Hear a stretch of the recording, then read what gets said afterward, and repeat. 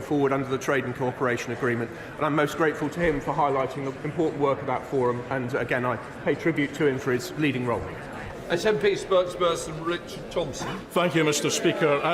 The East-West Council has proposed is something that I'm personally very enthusiastic about, because it provides potentially a space to open up where Scotland and Northern Ireland can cooperate along with other parts of the UK in all that we have in common economically, socially and culturally, and that will continue to have in common irrespective as to whatever constitutional arrangements might be in place in future. So will the ministerial team at the Northern Ireland office agree to meet with me so that we can discuss how Scotland could play a positive role in that and to get that engagement with other parts right? Mr Speaker.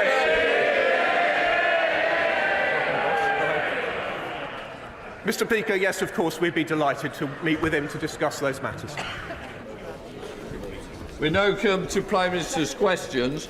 We are joined in the gallery today by Dr Andreas Norlund, the Speaker of the Swedish Parliament, and his delegation. We now come to the first questions. Giles Watling. Thank you, Mr Speaker. Number one, if you please. Prime Minister. Mr Speaker, I know the thoughts of the whole House will be with the friends and family of Lord Cormac and Ronnie Campbell. They were dedicated parliamentarians. Mr Speaker, this morning I had meetings with ministerial colleagues and others. In addition to my duties in this House, I shall have further such meetings later today. Giles Watling. Thank you, Mr Speaker, and I thank my right honourable friend for his answer. Now, I'm certain that everyone in this chamber will agree, whatever their political standpoint, that we should be able to think, speak and vote without fear or favour. But today I need to ask about the painful subject of dental care in Clacton, which is in crisis. Our ICS has found the money and a private firm has found the students to massively increase dental appointments in my patch. However, paper pushers in the NHS England keep citing spurious reasons to prevent this groundbreaking initiative being deployed. Does my right honourable friend agree with me that this is scandalous and should be dealt with, and those people blocking it held to account? Prime Minister. Well, our dentistry recovery plan will make dental services faster, simpler and fairer for patients, including in Clacton, and will fund around 2.5 million more appointments. On the matter the honourable friend raises, as he'll know, this is a local matter, so the Integrated Care Board will determine if they wish to support the pilot proposal in Clacton. But I know that the Minister for Public Health has written to my honourable friend about the proposal, and I hope her letter addresses his concerns. We come to the Leader of the Opposition, Keir Starmer. Thank you, Mr Speaker. Can I join with the Prime Minister in his remarks about Lord Cormac and Ronnie Campbell? Tory MP spent last week claiming that Britain is run by a shadowy cabal made up of activists, the deep state and, most chillingly of all, the Financial Times. At what point did his party give up on governing and become the political wing of the Flat Earth Society? Well, Mr Speaker, another week where the honourable member is just sniping from the sidelines because he has absolutely nothing that he can say what we do. What we're getting on with, Mr Speaker, is delivering on the people's priorities. The number of small boats down by 1/3, Mr Speaker. NHS performance, improving, inflation continuing to fall. And Mr Speaker, not only that, we're delivering a significant tax cut for millions of working Britons, while his incoherent energy plans would put taxes up for everyone across the country. Mr Speaker, his predecessor spent last week in America trying to flog her new book. In search of fame and wealth, she's taken to slagging off and they made her Prime Minister, now they can't bear talking about her. In search of fame and wealth, she's taken to slagging off and undermining Britain at every opportunity. She claimed that as Prime Minister she was sabotaged by the deep state. She also remained silent as Tommy Robinson, that right-wing thug, was described as a hero. Why is he allowing her to stand as a Tory MP at the next election? Well, Mr Speaker, I don't believe a single member of this House supports Tommy Robinson, Mr Speaker. But Mr Speaker, if he wants to talk about former leaders and predecessors, the whole country knows his record because he sat there while anti-Semitism ran rife in this party, and not once but twice backed a man who called Hamas friends, Mr. Speaker. But to their credit, the Shadow Chancellor, the Shadow Home Secretary, and indeed the Shadow Foreign Secretary refused to back the former Labour leader.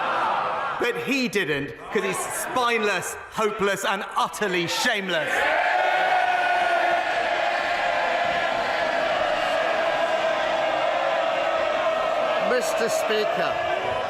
Mr. Speaker, I've changed my party for the better. He is being changed by his party. The reason he's letting her stand is because he's too weak to do anything about it. It's the story of his leadership. When they refuse to accept any blame for the ruin of the last 14 years, you do wonder who they think has been running the country all this time. Thankfully, the former Prime Minister's on hand again to help. It turns out it's all the fault of the media, the corporate world, and, bizarrely, the President of the United States. Winston Churchill once said, "The price of greatness is responsibility." Now, I don't think the British public are expecting greatness from this Prime Minister, just a bit of accountability. So doesn't think it would be great if, just for once, the Tories actually took some responsibility. Mr. Speaker, he talks about leadership, he talks about change, but when I learnt of something that I didn't agree with, I suspended one of my MPs straight away. But Mr. Speaker, when he learned of vile anti-Semitic remarks made by a Labour candidate, what did he do, Mr. Speaker? He instructed his team to defend him. He sent a shadow cabinet minister to campaign for him, and he personally backed him for days. And that's the difference between us. I act on my principles. He hasn't got any.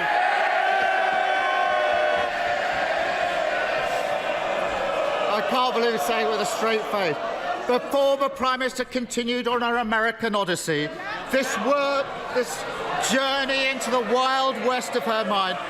She also claimed, Mr. Speaker, that Nigel Farage is the man to restore the Tory party.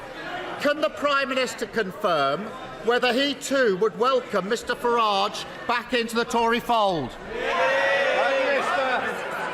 Mr. Speaker, in our party, we have a proud tradition of diversity and accepting everyone from every background.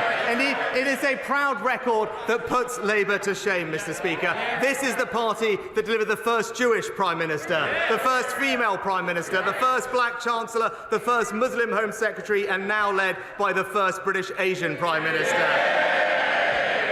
While it seems he can only champion men from North London, it's the Conservatives that represent modern Britain, Mr. Speaker.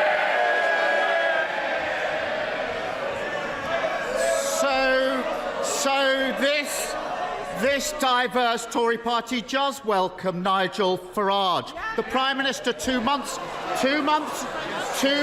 ago, the Prime Minister said the Tory party is a broad church. I welcome lots of people who want to subscribe to our ideals and our values.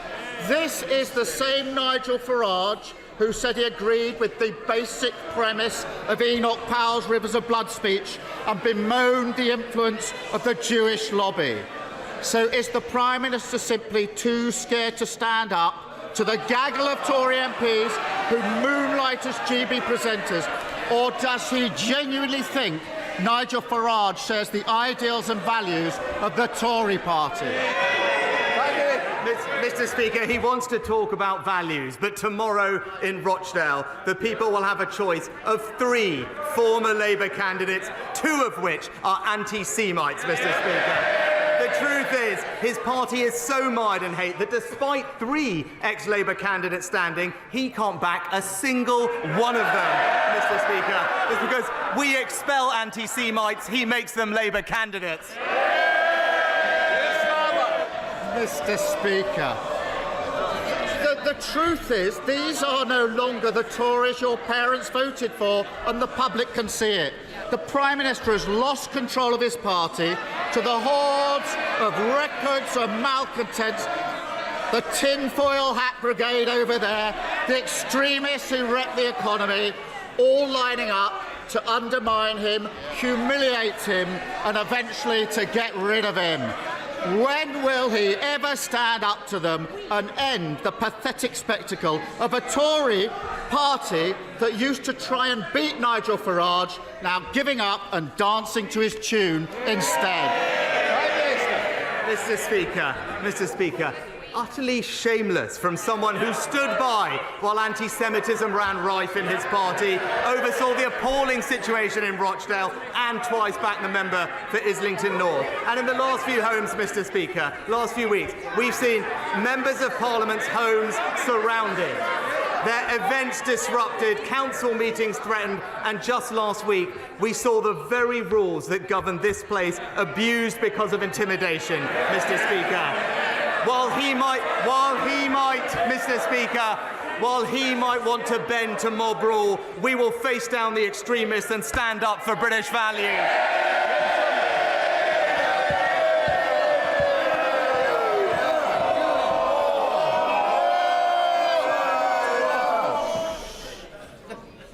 Mr. Speaker, 2 years ago, last Saturday, Russian forces launched their heinous attack on Ukraine.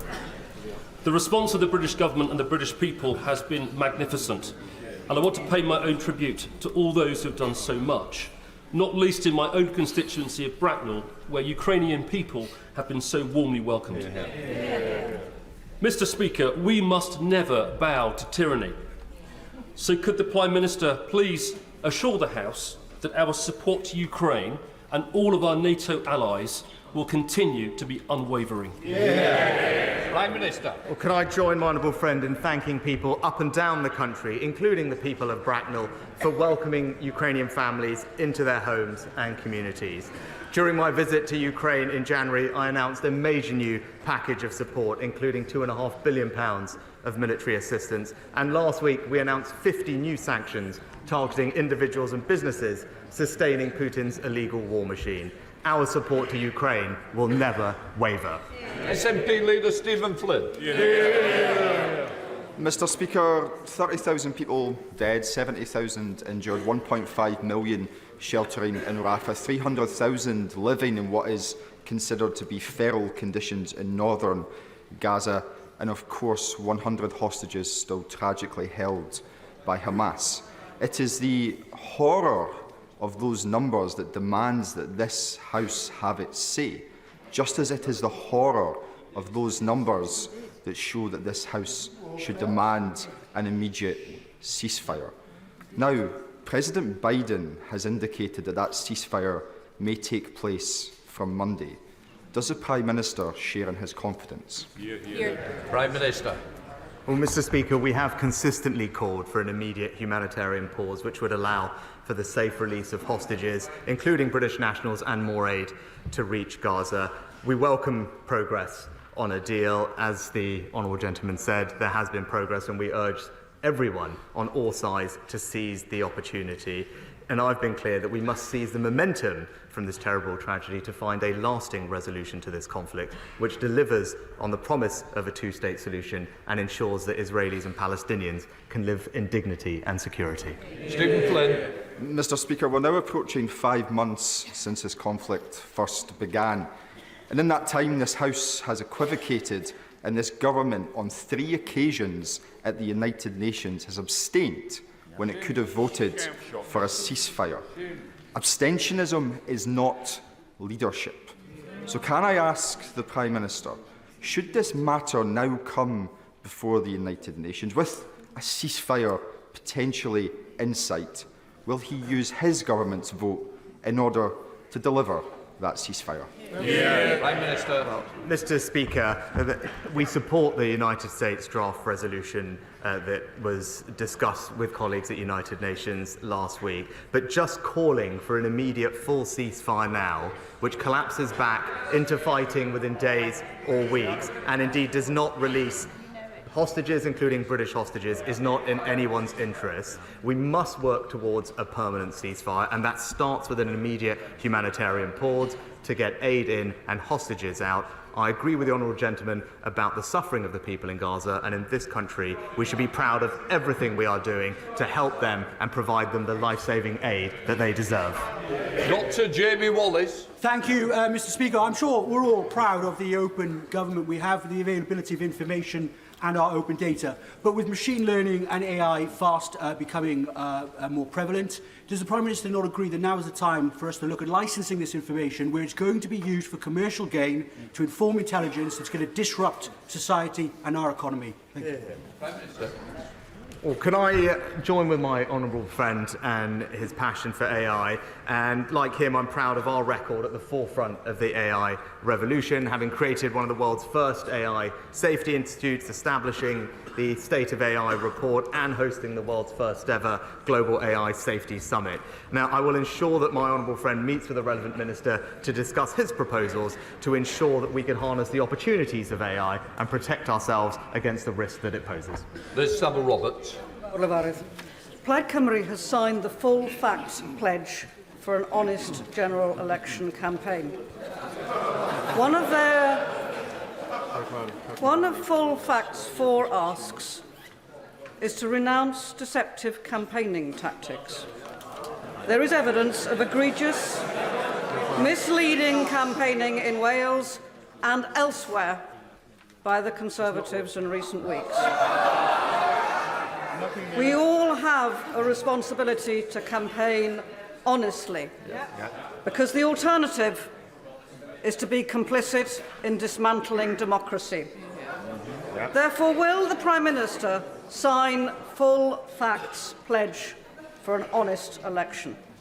Well, Mr. Speaker, I was pleased to just be in Wales last week, and these are the facts on the ground. The Labour-run Welsh NHS is performing the worst in the United Kingdom.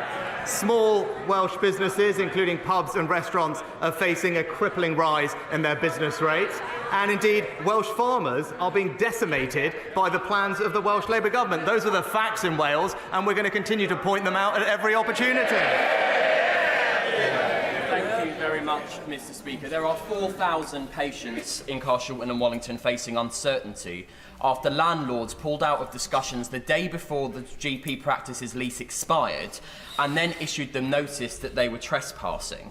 Now, the local ICB has issued a very weak statement. The local Lib Dem run council is refusing to meet the practice and myself. And now we have 4,000 patients unsure if they're going to have a surgery to go to. So can the Prime Minister assure me that when these decisions are taken by landlords, that there is appropriate infrastructure in place to support NHS patients before they are cast out to try and find somewhere else to go? Prime Minister. Well, Mr. Speaker, as my honourable friend will know, GP leases are commercial agreements between landlords and tenants, but he's right. Everything that can be done should be done to ensure that GP surgeries do not have to close. That's why in March last year we commissioned a review into legislation governing these leases, and the review will create a new framework that will make leasing to tenants such as GP surgeries and other groups easier and more accessible. But I know his local residents will want this sorted as soon as possible to take advantage of the extra appointments that we are creating so that people can get access to the primary care that they need. Alan Smith. Mr. Speaker, one of the few good things to come out of Wednesday's Stramash last week was that the House united around a call for an immediate ceasefire. Now, I welcome that. That's progress. The Prime Minister was just given an opportunity by my friend to commit the UK's representatives in the United Nations and elsewhere to articulate that position of this House. If they're not going to do that, what would he say to those of us who say this place really is just a sick pantomime?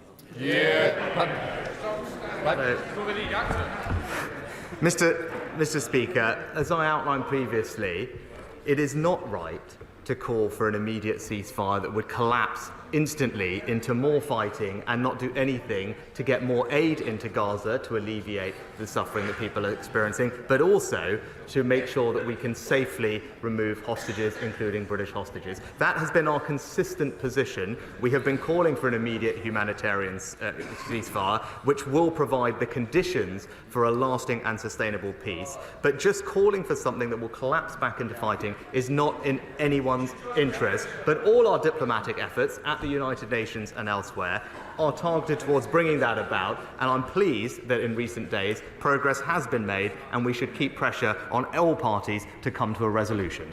Lip Dunn. Does my right honourable friend share my enthusiasm at Monday's announcement of 27 new potential bathing water sites across the country, including 3 in Shropshire, 2 on the River Severn in Ironbridge and Shrewsbury, and 1 on the River Team at Ludlow? How will these very welcome designations improve the quality of rivers in Shropshire and the other areas under consideration? Well, Mr. Speaker, on Monday we launched a consultation on the largest ever rollout of new bathing water sites. 27 potential new bathing waters in England, including an extra one on the River Team in Ludlow in my right honourable friend's constituency. And he's right, substantial improvements have been made in recent years. Almost 90% of designated bathing waters in England now meet the highest standards of good or excellent, up from just 76% in 2010, Mr. Speaker. All part of our plan for water, which alongside this side of the House, voting for the strictest storm overflow targets and plans for unlimited penalties for polluting water companies, opposed by the party opposite. Thank you, Mr. Speaker. The parent of a 2-year-old in the UK is currently spending over £14,000 a year on a full-time nursery place. Last year, the Prime Minister promised these parents that in April 2024 there would be a new free childcare offer. With only a month to go, parents don't know they can access this offer because of staff shortages and because of the lack of childcare spaces. So could I ask the Prime Minister today, will the parents that he promised, will they be able to accept this childcare offer that he talked about last year, or is this another example of a broken Tory promise? Mr. Speaker, we're delivering on what we said, which is 30 hours of free childcare a week for parents of working parents of children from 9 months until they start school. It is the largest ever expansion of childcare in our country's history. But what I'd say to the honourable lady is, perhaps she might want to have a conversation with her Welsh Labour colleagues, who have been given the funding to deliver childcare expansion in Wales, and what have they done? They've pocketed the money instead of matching our plans to support parents in England. Thank you very much indeed, Mr. Speaker. The notorious Uli Treaton Crossroads, just outside of Alton in my constituency, is just one of several major road safety and highway issues that have been ignored for decades by the Labour-controlled Rotherham Council. I will be presenting a petition to this place telling Rotherham Council to end this chaotic mismanagement. But can I ask the Prime Minister's support to urge both the Labour-controlled Council and the Labour Mayor to listen to residents, get this junction sorted, to stop the huge tailbacks, save lives, get Rother Valley moving, and end this war against cars in my constituency? Well, my honourable friend raises an important point, and he's right to champion his constituents in this way, because when Labour run things, they do just run them badly. And he can be assured that we have provided £750,000 of funding to Rotherham Council for safety improvements to local roads, and we're continuing to provide vulnerable friends' constituents with a further £1 billion allocated to his local area in the second round of the City Region Sustainable Transport Settlements. Because of the decision that we made on HS2, communities, towns and cities across the North and Midlands are going to receive billions of pounds of funding for transport projects that will make a difference to him and his constituents far quicker than anything else that was planned. Diana Johnson. Another 80 victims of the contaminated blood scandal have died since Sir Brian Langstaff gave his final recommendations on compensation to the government in April 2023, 329 days ago. Will the Prime Minister join families who are lobbying members of Parliament here today to explain why his government has failed to implement any of those recommendations 11 months on. Mr. Speaker, I'm acutely aware of the strength of feeling on this issue and the suffering of all of those impacted by this dreadful scandal. We've consistently acknowledged that justice should be delivered. I gave evidence to the public inquiry last year. The government has accepted the moral case for compensation, and which is why on Monday, in the other place, we committed to bringing forward amendments at report stage of the Victim and Prisoners Bill with the intention of speeding up the implementation of our response to the infected blood inquiry. Neil Kaczynski. Thank you, Mr. Speaker. I'd like to thank the Prime Minister sincerely for the extra £244 million announced this week for transport and investment in Shropshire. This comes on top of £300 million for modernisation of our local A&E services, levelling up funds to modernise Shrewsbury Town Centre, and fully funding the North West Relief Road, the Ring Road round Shrewsbury. These infrastructure projects will have a major benefit not just for us, but those who follow us in Shropshire. There is, however, one issue I would like to still raise with the Prime Minister, which is how our local Shropshire Council is funded to deal with adult social care costs. We have a disproportionately ageing population in Shropshire, and Shropshire Council is struggling to meet those additional costs. What more can be done to help councils like Shropshire deal with rising adult social care costs? Well, Mr. Speaker, can I pay tribute to my honourable friend for the work he does representing his constituents? He's right about the pressures that are faced, particularly in rural areas, which is why the government provided £600 million of additional funding for local government across the country, ensuring around a 7.5% increase in resources available to invest in social care, but also by an extra addition to the Rural Services Delivery Grant, an acknowledgement of the challenges of providing services in rural areas, with more funding for those rural councils to deliver. Alison Thewlis. My constituent Lee Haywood in Dalmarnock is on a communal heat network and has seen both his standing charges and his energy bills absolutely soar. The Heat Network Market Framework was introduced in 2021, but in a letter from his Minister in the Lords last week, he says his ambition is that price regulation will only start in spring 2026. So can I ask, is it his government's incompetence or Ofgem's lack of powers that are letting down constituents who can't afford to put on their heating this winter? Mr. Speaker, as the honourable lady will know, standing charges are a matter for the independent regulator Ofgem, who are currently looking at all of those things as part of a consultation. And more generally, it's this government that's providing considerable support to families across the country, including in Scotland, with their energy bills. And I'm sure she will join me in welcoming the recent announcement about the fall in energy bills, bringing them back to levels that we haven't seen in a long time, on top of the cost of living support that the Chancellor's provided, so that everyone in our country gets the help that they need. Paul Bristow. Warrington Fields is a much-loved open space, cherished by local residents and used by the nearby school as playing fields. Shockingly, Peterborough City Council proposed to fence off almost the entire area, rejecting a compromise that most residents and the school were happy with. Bizarrely, that the local council seeks to blame the Secretary of State for Education, myself, and even the Prime Minister. Will my right honourable friend get behind my campaign to save Warrington Fields and make it clear right here, right now, that this is a matter entirely for the local authority?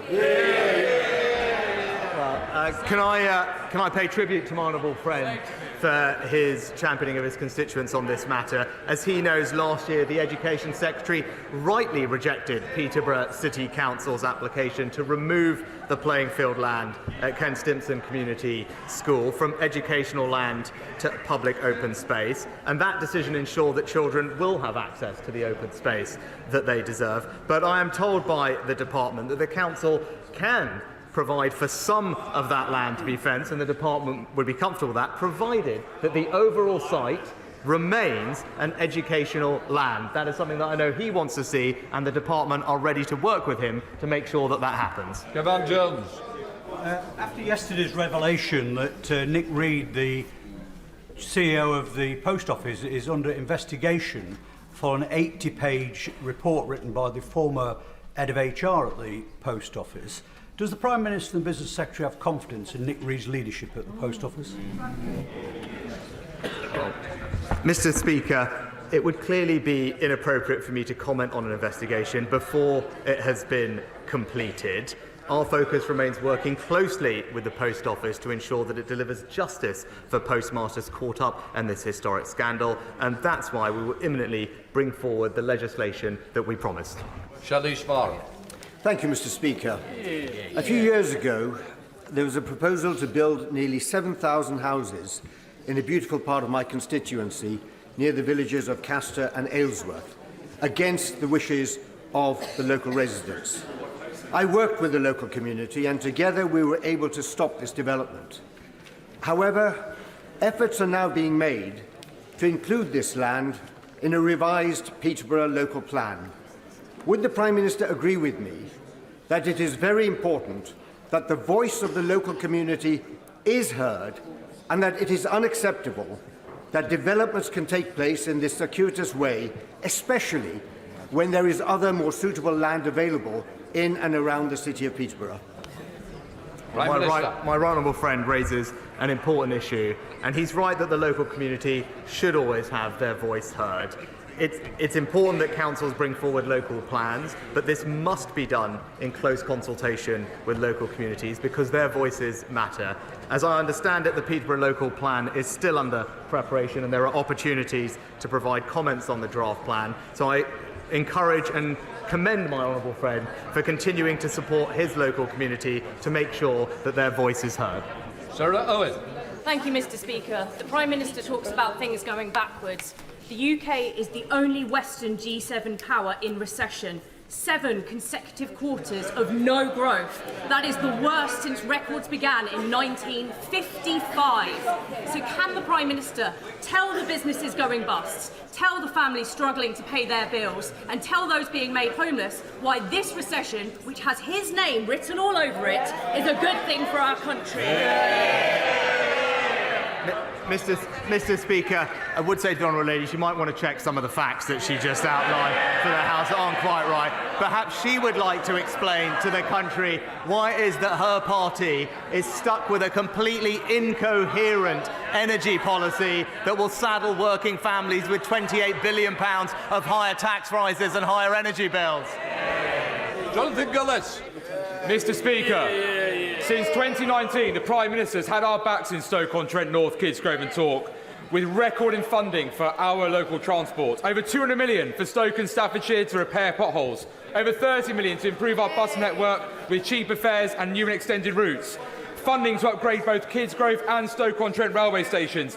Bringing back the Stoke to Leek line. And this week, we've seen Stoke-on-Trent and Staffordshire see a tenfold increase in transport funding year in, year out. I know the party opposite like to talk down Stoke-on-Trent North, Kidsgrove and Talk, but isn't it true that this Prime Minister, this Conservative Party, are the only party with a plan to improve our, better connect our communities and fix our broken roads and pavements?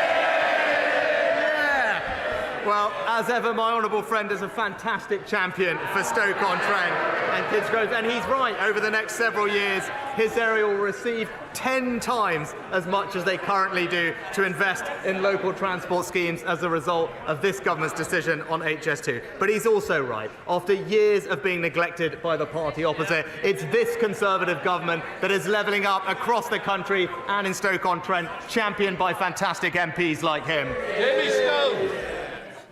Mr. Speaker, the advent of the Cromarty Firth Green Freeport is most welcome.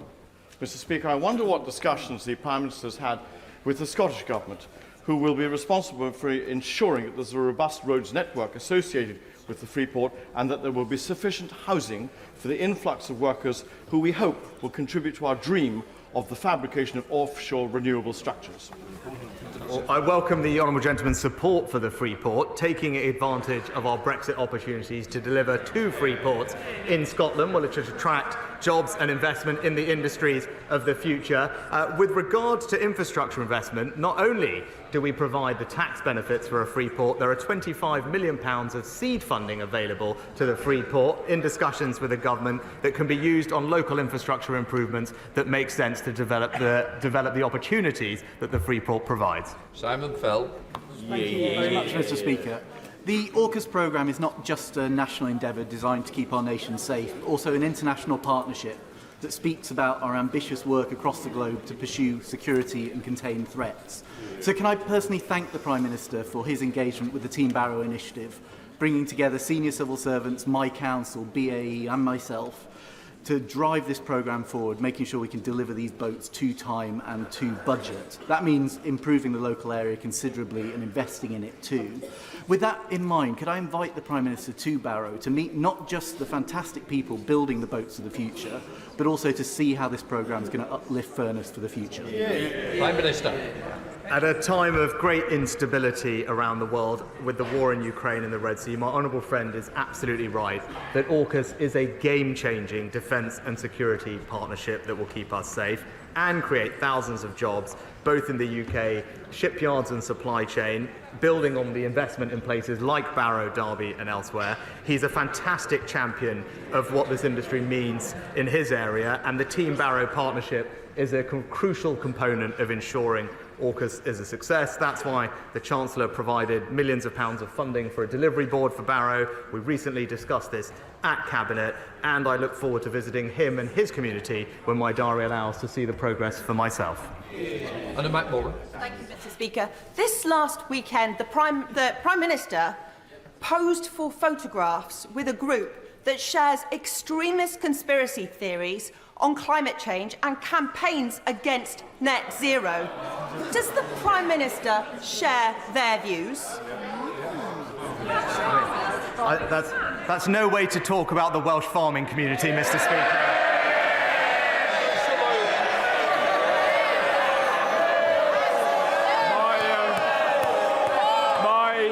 My integrated care board tell me that only £2 million of the £120 million of capital which they receive annually is for primary care, and that seems an unfairly small amount for our amazing family doctors and practice nurses who are, after all, the front door of the NHS.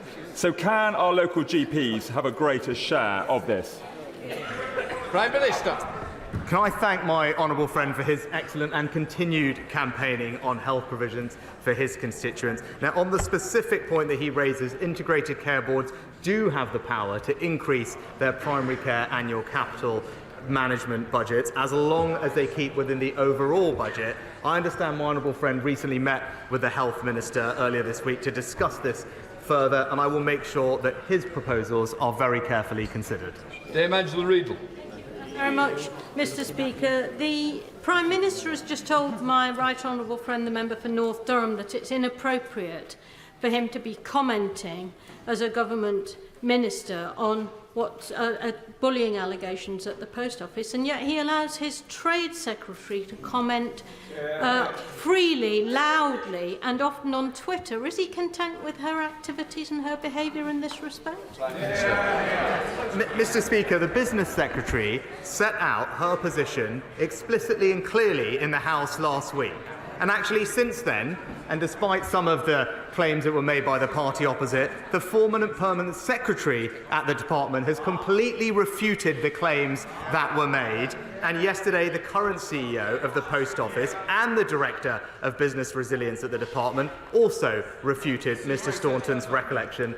Our focus and priority is delivering justice and compensation for those who have suffered a historic injustice. We are introducing legislation to right this wrong, and we will make sure that everyone gets the compensation that they deserve. Thank you very much, Mr. Speaker. The £132 million allocated to Cornwall from the Shared Prosperity Fund not only kept our promise to the Cornish people to replace EU funding, but has supported dozens of businesses and funded projects across the Duchy. However, the current round of SPF expires next year, so can the Prime Minister confirm that his government will continue with shared prosperity funding and continue to provide the support the Cornish economy needs? Prime Minister. It was great to visit my honourable friend the other week in his constituency and see the delights of Cornwall, and I wish everyone a happy St Piran's Day for next week, Mr Speaker. Now, Cornwall has been awarded over £130 million to deliver, I think, 100 different projects across the county through the UK Shared Prosperity Fund. Funding is confirmed for this spending review period up to the end of March 2025, but as with all government funding, decisions regarding the future of the fund are a matter for the next spending review, but I can assure him that we remain committed to an ambitious levelling up agenda in Cornwall and across the country. That completes Prime Minister's questions.